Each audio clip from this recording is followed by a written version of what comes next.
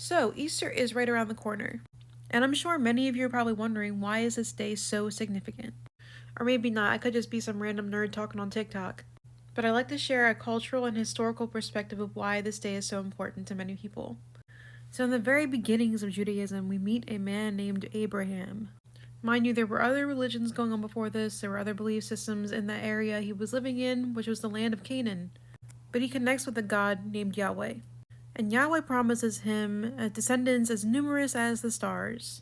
But Abraham and his wife Sarah are super old, and he's not sure of Yahweh's ability to make his wife Sarah pregnant. But Yahweh continuously promised that he will have a promised son.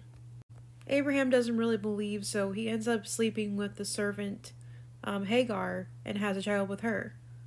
And then not too long after, Sarah does end up pregnant. And it's really a miracle, because how can a woman who was about 90 years old, or maybe even older than that, have a baby? So sadly and unfairly, Hagar gets kicked out of the tribe, along with their child. And Abraham and Sarah named their child Isaac, which means he will laugh, because they laughed at the fact that she had a child so old.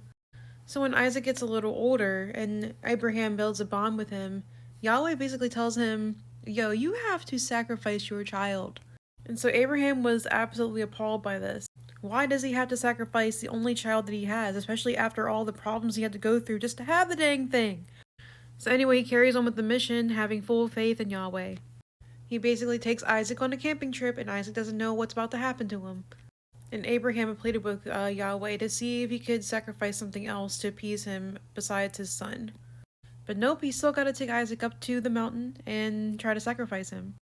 So he begrudgingly sets up the sacrifice for his son, and then he's about to unalive him until a ram comes through and stops basically what was about to happen, and is seen as a sign from God to sacrifice the ram instead of his son. So depending on your interpretation of that story and how you feel about it, and maybe you grew up hearing it 1,000 times or it's your first time hearing it, some people think it's terrible that Yahweh or God would tell a faithful follower to sacrifice his child, and others see it as the coming of Christ. But some people question, including myself, like, why did Yahweh and God have to tell Abraham to sacrifice his son? Like, why does there have to be bloodshed? So a lot of the surrounding cultures and nations sacrifice their children all the time to appease their gods, including some of the Canaanites. A popular one that many people probably have heard of is called Molech, later known as Beelzebub. In order for this god to be appeased, an infant had to be sacrificed burning alive in a structure that looked like this.